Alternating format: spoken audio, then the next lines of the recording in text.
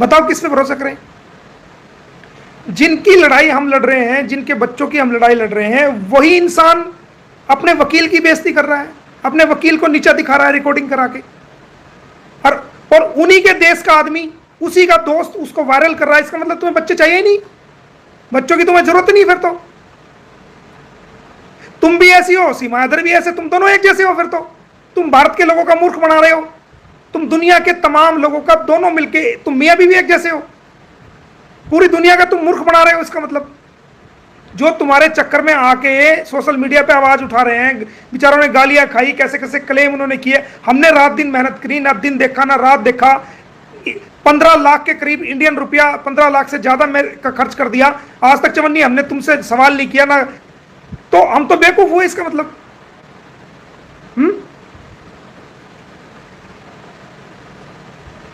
तो तुम जैसी सीमा हैदर है वैसी तुम हो, तुम तो एक जैसे हो दोनों, मियां बीवी दोनों मिलके जो है ना, तुम पूरी दुनिया का पागल बना रहे हो, पूरी दुनिया का पागल बना रहे हो तुम।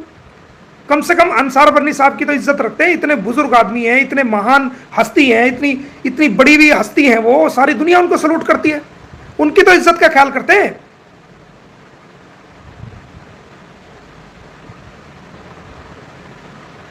तुम्हें तो उनकी भी इज्जत का ख्याल नहीं है।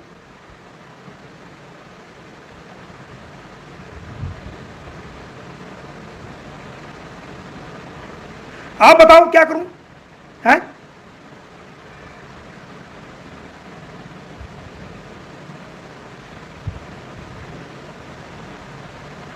किस हद तक माफ करूं मैं तुम्हें? कितनी बार पहले मैंने गलतियां माफ करी, ये क्या किया तुमने? मुझे भला बुरा कह लेते कोई बात नहीं, मेरे पे एलिगेशन उठा रहे थे कोई बात, मैंने हाथ भी जोड़े हैं इसके अंदर। मैंने ये कहा भाई मैं हाथ जोड़ के रिक्वेस्ट करता हूं कि ये बात कहीं लीक मत करना। हाथ, मेरा क्या मतलब था अपने क्लाइंट के सामने हाथ जोड़ने का भाई? सिर्फ इसलिए उनके बच्चों के लिए।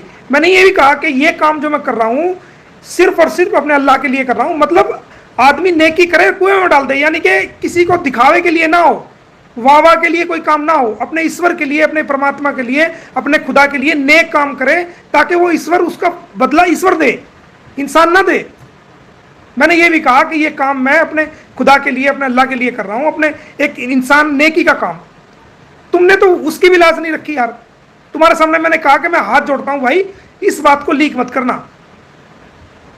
फिर अगर रिकॉर्डिंग करा दी थी तो इसमें से निकाल देता रिकॉर्डिंग।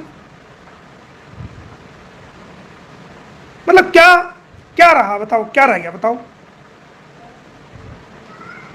और कुछ लोग कहते हैं जी लाइव नहीं आए, ये नहीं आए। अरे अरे यार तुम अपना चैनल चला रहे हो, मैं मुझे देखो कि मैं 1 साल से लाइव नहीं आ रहा, 1 साल से मैं वीडियो नहीं डाल रहा, 1 साल से मैं इस बारे में कोई बात नहीं कर रहा, सिर्फ डेट वेट बता देता हूं।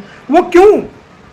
क्योंकि मैंने उस वीडियो के अंदर, उस ऑडियो में सुना होगा, मैंने कहा कि मैं मीडिया पे नहीं आऊंगा जब तक ये बच्चे जो है सरकारी कस्टडी में ना आ जाए।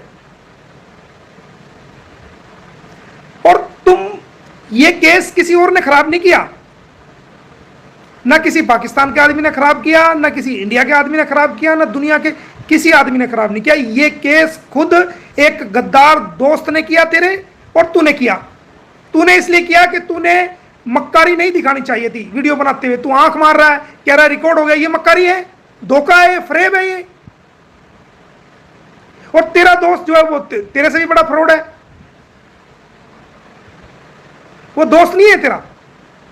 वो दोस्त होता तो बच्चों का नुकसान नहीं करता।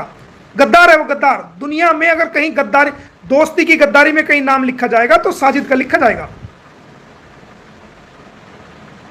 ये भारत के लोग पागल ही हैं। हिंदू भाई सारे कितनी आवाज उठा रहे हैं तेरी, कब से कितनी हिंदू बहनें हैं, कितने कितने लोग तेरी आवाज उठा रहे हैं। सब तूने तो गुड़ गोबर कर दिया, सब पे पानी फेर दिया। बताओ, तू और सीमा नस्ल दोनों एक ही नस्ल के हो भाई, तुम दोनों एक ही नस्ल के हो। भारत के लोगों का मूर्ख बनाना छोड़ दो, तुम दोनों एक जैसे ही हो। क्या मिला इस गद्दार साजिद को? क्या मिला? ये प्लानिंग जो है, ये प्लानिंग को दुनिया को बता करके 1 महीने बाद कर लेता, 2 महीने बाद कर लेता, जब तक हम इन बच्चों को कस्टडी में ले लेते। ये क्या किया तूने? पूरी पुलिस फोर्स तैयार थी, सारा अमला तैयार था, सब कुछ तैयार था, लेकिन अगर ये पहलगाम वाला अटैक उस दिन, अगले दिन ना होता तो अब तक तो कभी के बच्चे कस्टडी में आके भी जा लिए होते पाकिस्तान। सब अधिकारी कहने लगे अब क्या करें, ये तो पहलगाम में अटैक हो गया, अब कैसे हम वहां लेके आए। मैंने कहा इसको होल्ड पे डाल दो। मैंने खुद होल्ड पे डलवाया। वो तुम सबके खुजली मच रही है ना कि ऑर्डर नहीं दिखा रहे, ऑर्डर नहीं दिखा रहे। तुम सबकी खुजली, जो तुम्हारे खुजली लगी हुई है ना, एक बढ़िया वाली खुजली लगी हुई है इस साजिद के खासकर, और इसके भी सबके कि कहाँ है ऑर्डर, कहाँ है ऑर्डर। तुम्हारी खुजली सबकी मिट जाएगी जिस दिन मैं आज लगा दूंगा कम्युनिटी को सब ऑर्डर, जिसमें डीजीपी को आदेश दिया गया है, कमिश्नर को आदेश दिया गया है, एसएचओ को आदेश दिया गया कि बच्चों को यहां लेके आओ। आज मैं लगा दूंगा, मुझे कोई परवाह नहीं है। केस तुमने खराब किया, मैंने खराब नहीं किया। अब इससे ज्यादा कुछ नहीं होगा। कौन जिम्मेदार है इसका, बताओ कौन जिम्मेदार है? तुम खुद जिम्मेदार हो।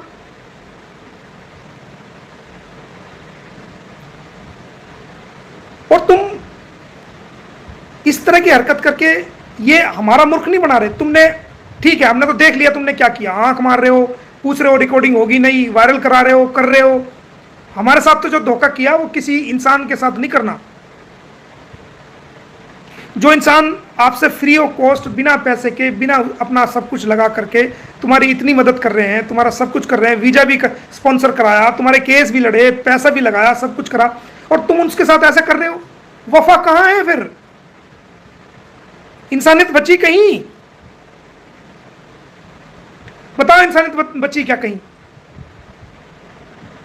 भारत के अंदर से आज के बाद कोई भी आदमी गुलाम हैदर को सपोर्ट नहीं करेगा।